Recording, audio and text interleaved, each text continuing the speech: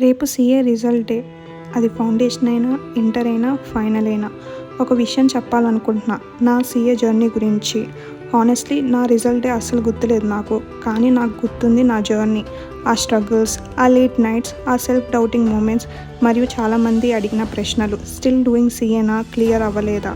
As a CA aspirants ఈ questions అందరికీ వస్తాయి. హర్ట్ అవుతాం, కానీ ఇవే మనల్ని స్ట్రాంగ్ చేస్తాయి.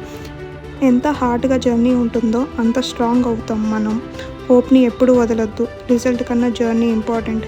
ఈ ఎక్స్పీరియన్స్ మొత్తాన్ని నిన్ను ఒక అన్బ్రేకబుల్ వర్జన్గా తయారు చేస్తుంది.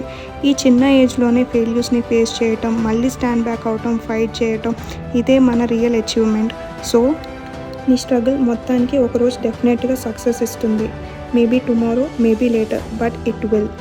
So stay tall, be proud of yourself and say it loud. నేను సీఏ ఆస్పిరెంట్ని. నా జర్నీ మీద ప్రౌడ్గా ఉన్నా.